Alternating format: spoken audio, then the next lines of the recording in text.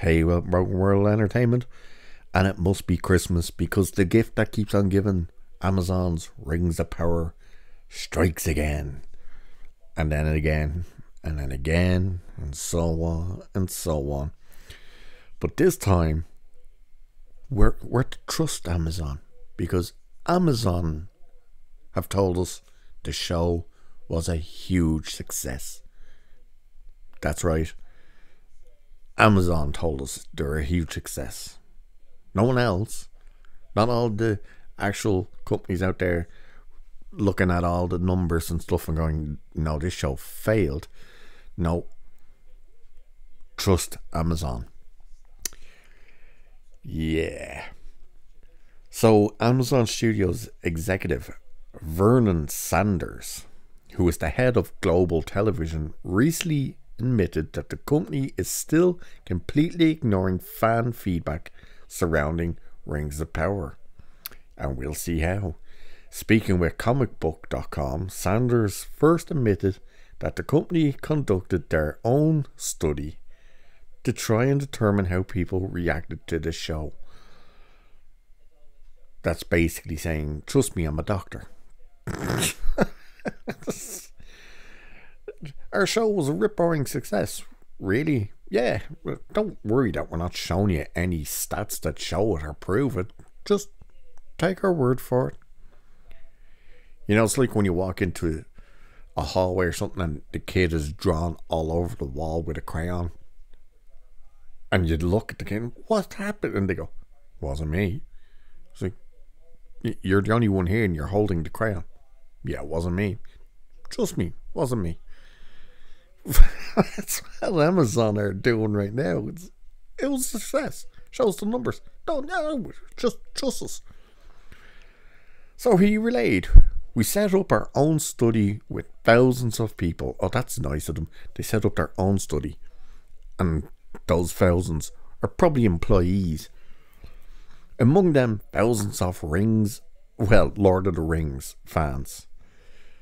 To really have a conversation with them as each episode dropped to just understand how they were reacting.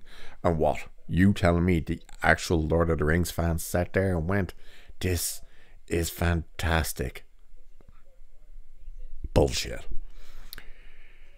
We were doing as much of 360 comprehensive look to really understand it. And I think we got a lot of those. The Lord of the Rings fans. Both fans of the books and fans of the movies, he claimed. Sanders then admitted, we also know that there were some fans who had issues or didn't feel like this was what they were expecting or done in the way that they expected. And that's natural. I think whenever you take on something that's so beloved, you're going to have probably a strong reaction for and have some people who just aren't on board. And he's trying to say it was a small minority. But it's okay. Amazon are telling us a success. Don't worry. He didn't go into any other details. Shocking that. But Amazon Studios and Prime Video embarrassed themselves when they claimed to have brought a number of Lord of the Rings superfans to a special screening of the show's trailer in Mallorca. These superfans didn't seem at all interested in Lord of the Rings when they cut a number of promotional videos attempting to promote the show rather than put the focus on identity politics instead. Sorry, they put the focus on identity politics instead. One superfan stated when asked to describe the trailer, I also want to say representative because what's this? I also want to say representative because we're getting like more diversity within this. I hate trying to read fucking millennials speech. Like, we're seeing our first black elf. We're seeing the first female dwarf. I'm very looking forward to looking at that. Jesus Christ. That's the future, people. Fucking future at McDonald's, maybe. Not only were these so-called superfans pushing identity politics rather than discussing Tolkien and the Lord of the Rings, one of them later admitted to not even watching the show, which we've all seen, which was hilarious. She's the my girl Galadriel bitch.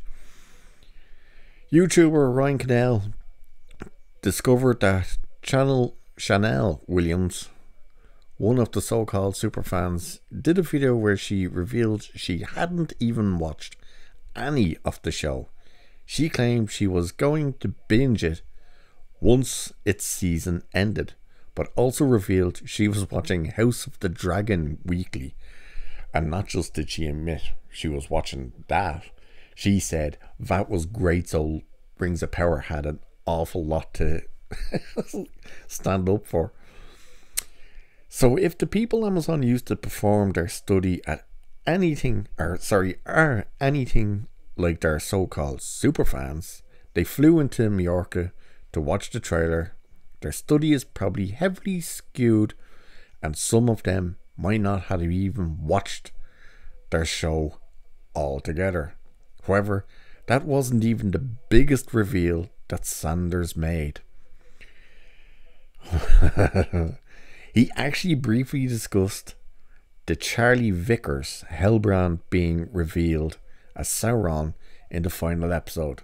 While discussing Sauron, Sanders made it clear Amazon Studios Prime Video are not listening to actual fans of J.R.R. Tolkien and Lord of the Rings, who have made it abundantly clear the show is terrible, mainly due to the fact that it completely threw Tolkien's writing into the waste bin in favour of modern woke sensibilities.